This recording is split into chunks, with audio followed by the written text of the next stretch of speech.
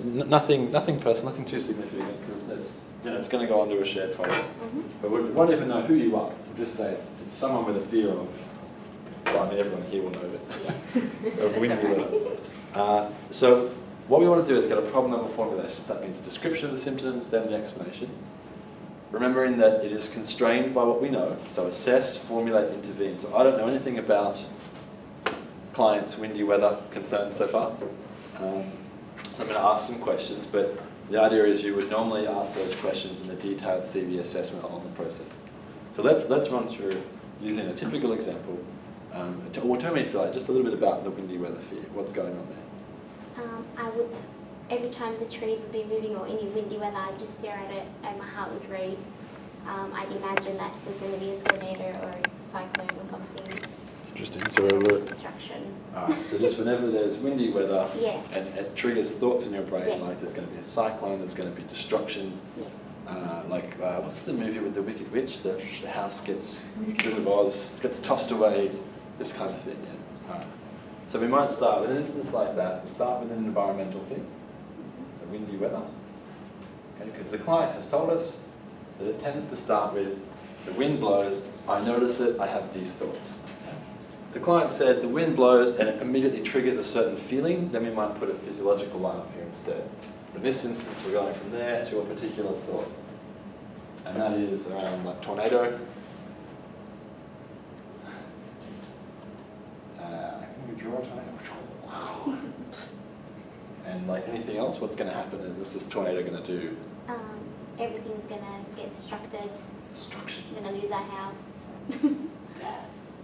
House is going to burn down. No, not burn down, blow away, sorry. Blow away. Etc. Anything else? No, They're the main ones, yeah. Cool, okay, cool. And then from there, we logically go, okay, well, so what happens next? Like you get this thought, and then what goes? So I get heart palpitations, I get very anxious. Alright, so we start to have particular types of physiological sensations, or what we might call feelings or emotions, right? So the heart starts to beat faster. Like when you said palpitations, does it beat out of rhythm or anything? Yeah, just like really fast, I guess, yeah. Yeah, fast and like really strong? Yes. So like, yeah, anything else? Like any other, you get like hot or sweaty, you get no panic symptoms, just... Okay, do you have sore head or anything like that? I just, get really panicky, but not like, yeah. Trembly, shaky? Trembly is probably the shaky, trembly, yeah. Cool. And with a client we might dig a bit further, but for the moment we get the idea, like it's getting a feel of a particular kind of flavour about it. And so how do you cope with that? How do you handle that? What do you Well, I sit and just stare out the window. I know that that's a behaviour I do. Just that, like, I feel more in control seeing what's going on. Alright, so it sounds like you're kind of monitoring the situation. Yeah, monitoring the situation, that's it, exactly. And because we feel like we're more in control, is that right? Yeah, I feel like, alright, I can see what's going on now. So, now even though our client said, I feel like I'm more in control, what we really mean is there's a thought that happens after that, which is I'm in control. I'm in control, I feel like I'm in control. Right? And so, presumably then you would sit and watch it until it's finished or something, or? Yeah, and I ask people, like, do you think something's going to happen? Oh, sorry, that should be No. Again, good example. The formulation changes with the assessment, right? So a client has given us something else, we just run back and we add it. Yeah. So we've also asked people, what do you ask them? So do you think anything's going to happen? You scared of the wind, just to get reassurance that it's not a scary thing, or... You're scared, bro. I think that's how to do it, to get reassurance, yeah? Yeah. Because we're hoping they're going to say what? That it's all okay, there's nothing wrong, it's just... What happens if they go, oh, this is the worst Oh, wind storm I would I've go, ever seen? the feeling, you just exacerbate. And then, does this storm eventually pass? And then once, I can see that everything's like, there's no wind anymore, then I just go So back to my life. this sort of continues around until at some point you might draw like a to another environment until storm passes. Yeah? Cool. Alright, so we have up there a rough outline of the description. Can we explain that, making reference to some of the theories and stuff that we've learned over the years? Could we help our colleague here understand why this occurs? Think about the stuff it's an anxiety one, so it's the same as some of the other stuff we've already covered. The reinforcement, positive, negative reinforcement. Yeah, cool. So we have this particular event. It triggers these thoughts. It triggers some aversive physical stimuli. These behaviours lead to a sense of calm and reassurance. They tell us we're in control, etc. I probably should put, actually, I guess, I need to amend this, don't I? I probably should actually now realise, maybe graph that out for a second and say these thoughts in turn, eventually, help the feelings kind of reduce. Yeah? And so we stay there in the hope that this is going to keep us safe. And then eventually it kind of finishes when the environment changes. But it's what we're driving to there, though. It's not rocket science. We do this stuff because we feel like it's going to get rid of the bad stuff. And so the next time it occurs, we are primed to do it again. We are conditioned to want to do it because in theory it was effective previously in helping us manage our stuff. Now I say in theory. Why am I saying in theory it was helpful? Have a look at it. How does this change anything? Well, you're never in control anyway, so it's going to pass without you monitoring. Yeah. So this is what we'll talk about in a minute. A classic example of a safety behaviour where we feel like it has some benefit, but the reality is that you're going to die or you're not going to die. So I mean, the tornado is either going to kill us all or it's not. Whether we wanted to or not wanted to, it's an indiscriminate mofo. It'll do its thing, yeah, whether we like it or not. But it helps us feel better in the meantime. Do we get the idea here? Can we see how what I'm saying? It's not 3 boxes. It might be thoughts, feelings, behaviour. It might be behaviour, feelings, thoughts, whatever. You might have a lot of them. You might have not many. You draw it all up.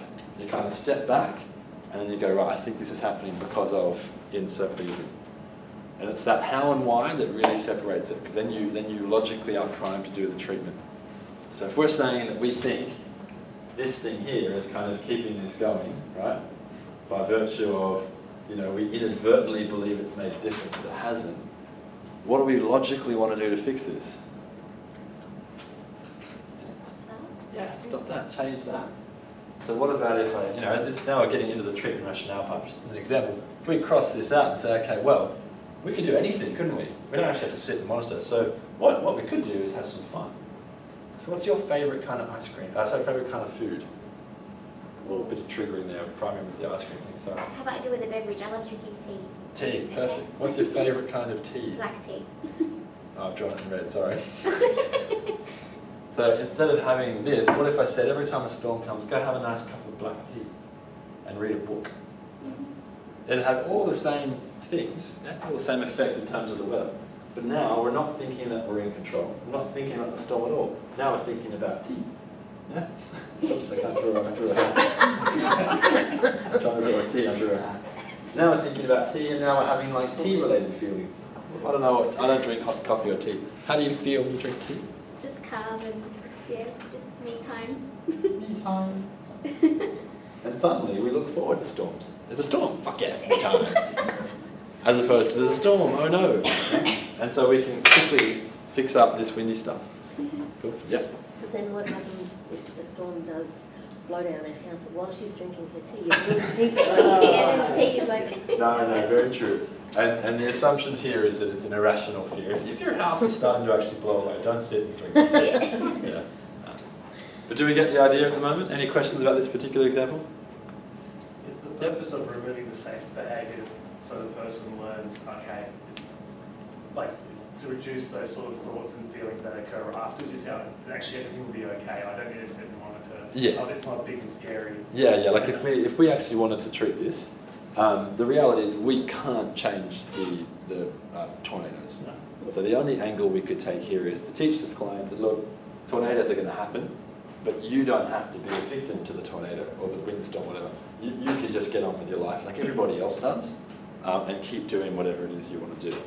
Because really the tragedy here is not this stuff. I guess the tragedy is the loss of functionality down here.